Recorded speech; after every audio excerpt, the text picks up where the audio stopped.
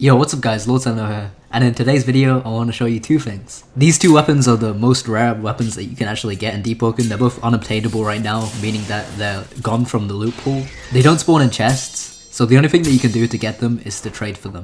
I've speculated on why they've been removed, but I really have no clue.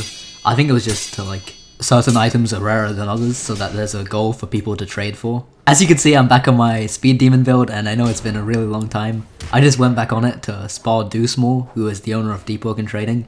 Doosmore has both of these weapons that I'm talking about, and you know, that's the perks of being the owner of the biggest trading server of 20,000 people.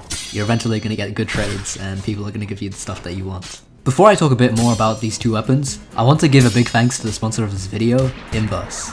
Deepwoken can be an incredibly mentally exhausting game, especially being wiped and losing all your progress.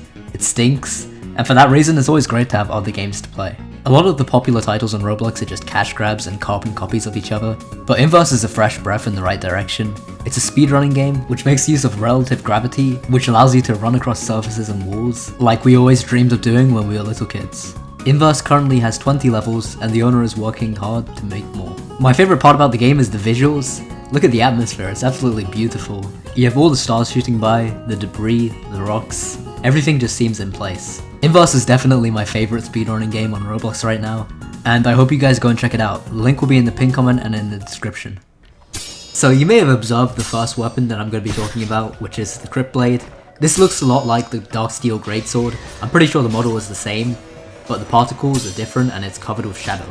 This is Shadow's legendary weapon, just like Wind has its curved blade of the Wind, which is its legendary weapon. Like I mentioned before, Crypt blade is now unobtainable, meaning that the only way that you can get this is by trading someone who has it. In my opinion, Crypt blade is incredibly strong, and I don't think it's disingenuous to say that this is the strongest weapon in the game. Crypt blade's damage scales with your heavy and your shadow cost stats, and it does the most damage of any weapon in the game, barring the Divine Greatsword, which is the crazy slots weapon.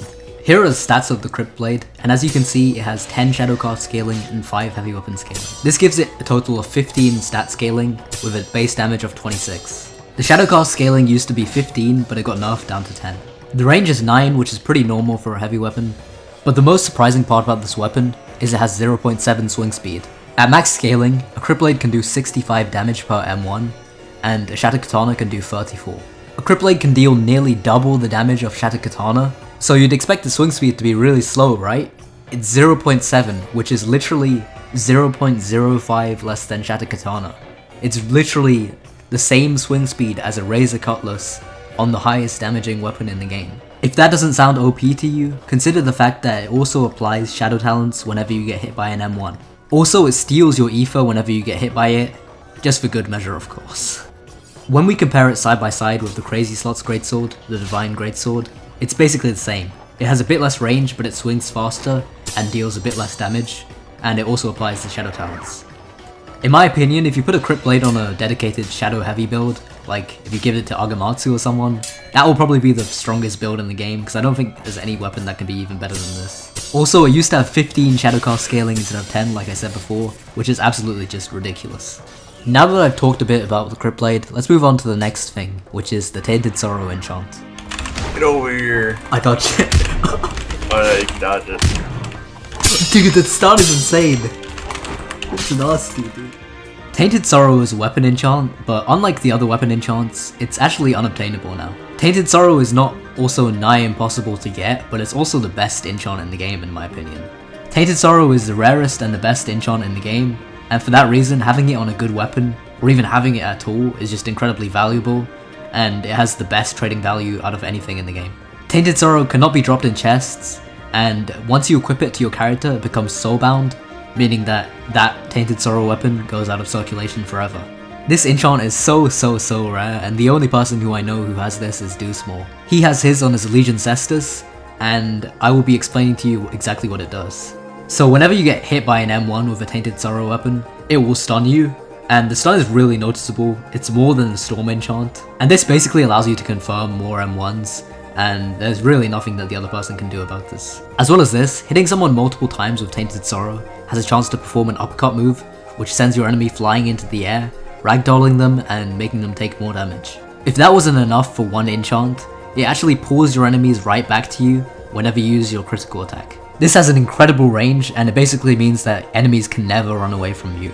This is literally impossible to escape a user with Tainted Sorrow. You cannot parry the pull, it's basically like the Enforcer's pull, but you can dodge it and escape the effects of it. Here's a clip where me and Doosmall were bullying this one guy at Monkey's Paw, and he was just pulling him over and over again, and this is what it looks like. I was lagging. His animations are gone. He's trying to run. He probably thinks you're hacking right now. Oh. Pull him in. Not a problem. Not a problem. It works even when he's using his bell. Get over here, boy. Just fuck around with him. Ah! You need an Enforcer's axe for that shit, bro. Cosplay an Enforcer. Get over. Oh. Fight back. He's getting pulled from every direction, bro. He doesn't know what to do. He has no idea what to do.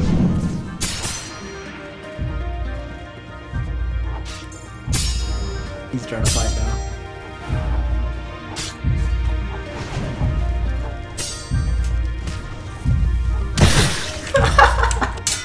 As you can see, this enchant is very powerful and toxic, and if you're a good player, no one's ever gonna escape you if you have this. That's all I have to say about these two weapons in Deepwoken. I hope you guys enjoyed this video, and I will see you in the next one. Peace out.